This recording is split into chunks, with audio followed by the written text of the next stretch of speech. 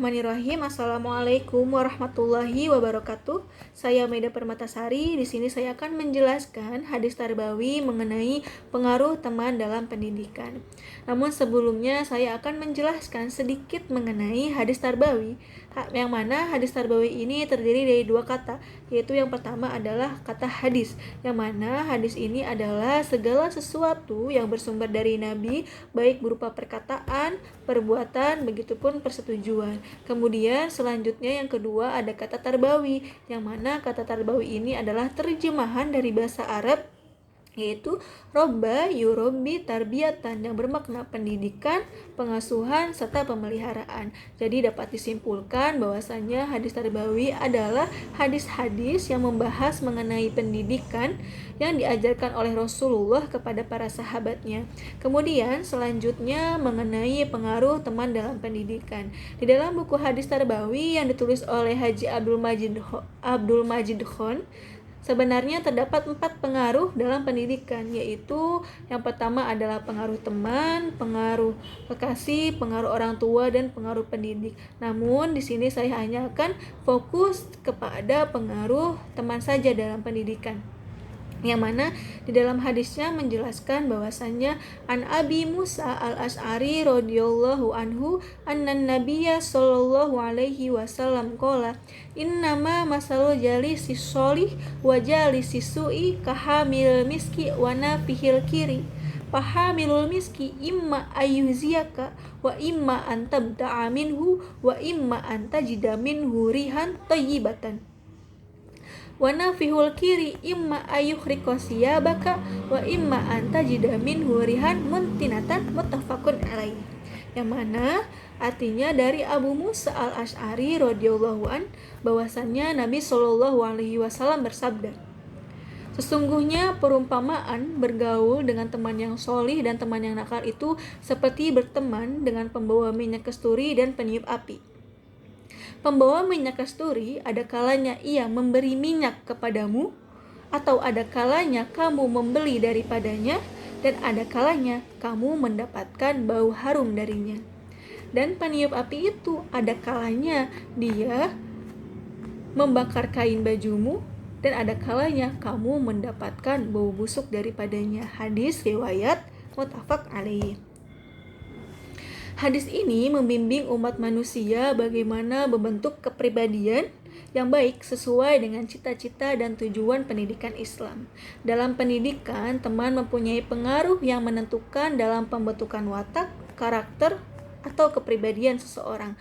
Oleh karena itu, melalui teman inilah manusia akan mudah dibentuk dan diwarnai pola hidupnya, pola perilaku, dan pola pikirnya. Menurut hadis di atas, bahwasannya Rasulullah Shallallahu alaihi wasallam memberikan perumpamaan bagi teman yang baik dan teman yang solih. Bahwasannya sudah dijelaskan tadi, yaitu innama masalul jalisis solih wa jalisis su'i kahamil miski wa nafihil kiri. Sesungguhnya perumpamaan bergaul dengan teman yang solih dan teman yang nakal itu seperti berteman dengan pembawa minyak kasturi dan peniup api. Nah, maksudnya di sini itu ada dua konteks ya. Yang pertama itu adalah seseorang yang berteman dengan teman yang baik, teman yang solih, maka dia diumpamakan seperti berteman dengan pembawa minyak kasturi gitu. Apa sih minyak kasturi ini?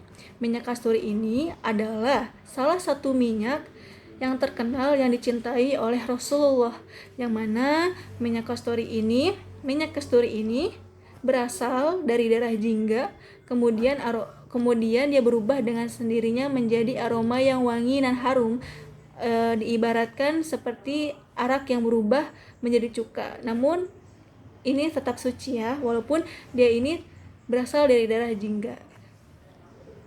Kemudian selanjutnya ada beberapa persamaan sifat yang dijadikan perumpamaan oleh Rasulullah dalam hadis ini kepada teman yang baik. Yang pertama, pahamilul miski imma ayyuhziyaka. Pembawa minyak kasturi ini ada kalanya memberi minyak kepadamu. Maksudnya apa memberi minyak ini? Jadi orang yang berteman dengan teman yang baik, teman yang solih, maka ia akan mendapatkan rahmat serta manfaat oleh Allah Subhanahu wa Ta'ala, dan dia pun akan mendapatkan contoh serta keteladanan yang baik dari teman yang solih itu. Jadi contohnya seperti ini. Ketika kita berteman dengan teman yang solih, yang baik akhlaknya, yang rajin sedekah, yang rajin ibadah, yang selalu berbuat baik kepada sesama, maka kita sebagai teman dekatnya ya, pasti kita itu akan terketuk hatinya, ada rasa ingin untuk melakukan hal yang baik pula seperti yang sudah teman kita lakukan, seperti itu contohnya. Kemudian yang kedua adalah wa imma anta bta'a minhu, ada kalanya kamu membeli minyak daripadanya. Maksudnya apa membeli minyak? Nah, pada dasarnya teman yang baik, teman yang soleh ini pasti akan selalu mengajarkan kita kepada kebaikan, dan kita pun akan belajar darinya. Jadi contohnya seperti ini. Ketika kita berbuat salah, teman yang soleh ini pasti akan meluruskan kita, memberikan nasihat, memberikan pengarahan kepada kita agar kita ini tidak terjerumus ke dalam kesalahan yang sama. Nah, bentuk pelurusannya dia yang lakukan, bentuk nasihat, bentuk pengarahan yang dia lakukan ini diibaratkan, diumpamakan seperti kita ini membeli minyak, membeli keharuman atau membeli kebaikan gitu. Itu contohnya. Kemudian yang terakhir adalah wa imma antajida minhu rihan thayyibatan. Jadi ada kalanya pula kamu mendapatkan bau harum darinya. Jadi ketika kita berteman, ketika kita berada di dalam circle pertemanan yang baik, yang solih, maka kita ini akan terangkat citranya, akan terangkat auranya, menjadi baik pula, menjadi seorang solih juga di dalam pandangan masyarakat, seperti itu. Nah, tadi kan sudah dijelaskan ya, yang konteks pertama itu adalah perumpamaan teman yang nakal. Nah, kemudian konteks selanjutnya yang kedua yaitu seseorang yang berteman dengan teman yang nakal, maka diumpamakan seperti berteman dengan peniup api. Apa sih peniup api ini gitu ya pertanyaannya. Jadi peniup api ini adalah pekerjaan tukang besi yang ada pada zaman dahulu, pada zaman klasik dulu, yang mana dia ini meniup api dari kulit binatang, contohnya seperti kulit kambing yang sudah dibeset itu kulitnya, kemudian dijahit tepinya kecuali ujung lehernya, kemudian dihembus-hembus atau ditekan-tekan yang kuat sehingga mengeluarkan angin yang kuat sehingga api ini tuh mampu melelehkan atau mencairkan besi untuk disatukan dengan besi yang lain untuk dipatri gitu. Jadi intinya tuh peniup api ini tuh adalah mencairkan suatu besi untuk disatukan dengan besi yang lain untuk dipatri ya, seperti itu. Nah, kemudian selanjutnya ada persamaan sifat pula yang dijadikan perumpamaan oleh Rasulullah pada teman yang nakal. Yang pertama itu adalah wana fihul kiri ayuhrikos yabaka. Jadi ada kalanya peniup api itu membakar kain bajumu. Nah, ini ada kaitannya dengan tadi melelehkan besi untuk disatukan dengan yang lain gitu ya. Jadi maksudnya ini, ketika kita berteman dengan teman yang nakal, maka akan terbakar kepribadian dan akhlak kita. Contohnya seperti ini.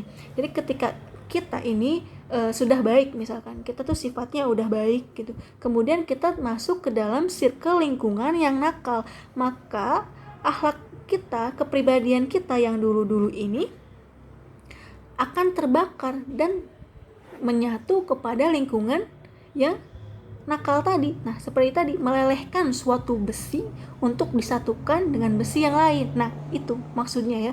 Jadi ketika kita bergabung dengan teman yang nakal, maka kepribadian kita yang dahulu, yang baik itu akan ikut terbakar dan akan terganti, dan kita akan bersatu dengan teman yang nakal itu. Contohnya seperti itu, maksudnya seperti itu ya. Kemudian yang kedua adalah wa imma antajida minhu rihan muntinatan. Jadi ada kalanya kamu mendapatkan bau busuk darinya. Jadi ketika kita berada dalam circle lingkungan circle pertemanan yang tidak baik, yang nakal, maka citra kita pun akan ikut tidak baik, oleh pandangan masyarakat. Maka jadi citra kita itu terlihat tidak baik gitu, akan terbawa tidak baik oleh masyarakat, seperti itu. Jadi dapat disimpulkan bahwasannya pengaruh teman ini sangat mempengaruhi dalam pembentukan kepribadian anak didik. Lingkungan masyarakat pun berpotensi untuk mempengaruhi pembentukan anak didik. Oleh karena itu, hendaknya anak didik atau seorang pelajar ini menjauhi teman-teman yang pemalas, teman-teman yang penganggur, teman-teman yang perusak, dan teman-teman yang banyak bicara sedikit bekerja. Karena hal ini bukan saja mempengaruhi kepribadian anak didik, melainkan mempengaruhi juga dalam penilaian masyarakat untuk menentukan status sosialnya.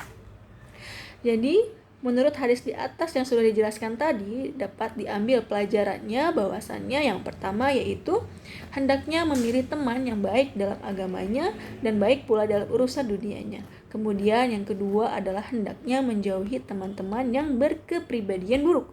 Kemudian yang ketiga adalah persahabatan pun memiliki pengaruh dalam pendidikan, karena baik buruknya kepribadian seseorang ditentukan dari teman-teman sekelilingnya.